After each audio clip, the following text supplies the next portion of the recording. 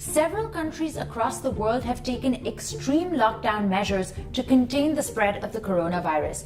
But could that happen in a country as big as the United States? And what would it take?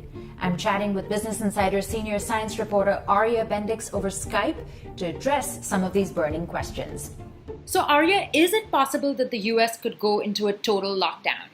It's possible. I mean, we've seen them really implement stricter measures, especially over the last couple of days. Almost a week ago, it was limiting public events with more than 500 people. We've seen that reduced to about 250, then now down to 10. So they'll continue to implement stricter measures as we continue to see cases and the death count rise. But what would need to happen for us to get to that point? So there's no hard and fast line. I'm not sure that government officials even know. It obviously, right now, we're implementing restrictions on a statewide basis or even on a citywide basis.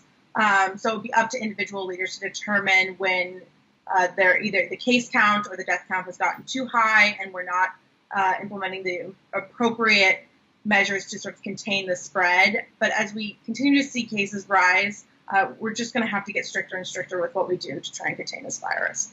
And some cities are doing just that. But what do cities need to do if they want to implement something similar to a lockdown?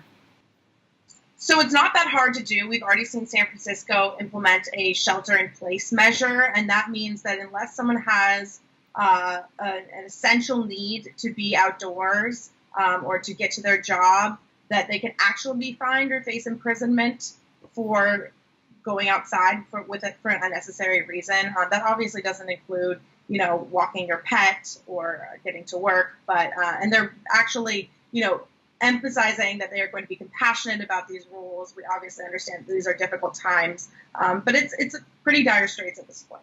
So what does that mean for us? Will we be fined if we go outside? Yeah, I mean, we have seen past precedent for it. In San Francisco, you can already receive a fine if you are going out for a non-essential reason. In Italy, we've seen that you have to carry around actually a piece of paper explaining your reason for being outdoors. South Korea has also implemented fines.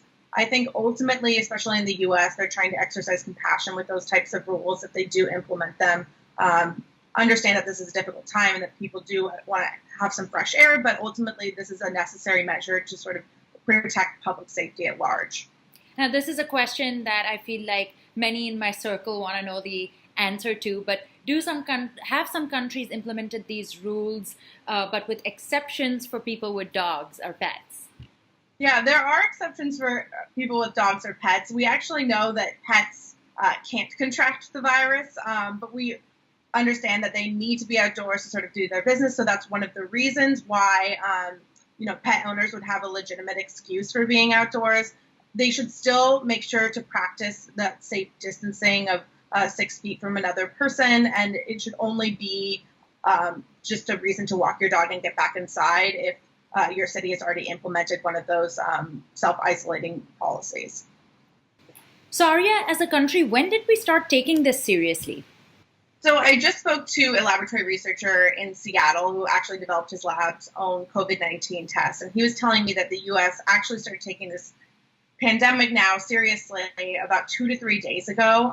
And that was when we started implementing some of those stricter social isolation measures.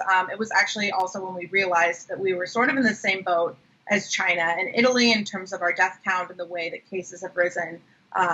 We probably should have been a bit more proactive with our social distancing measures because we do know that that's one of the most effective ways of containing this virus. And the fact that we've waited until now means that we might have to resort to more drastic measures in the future.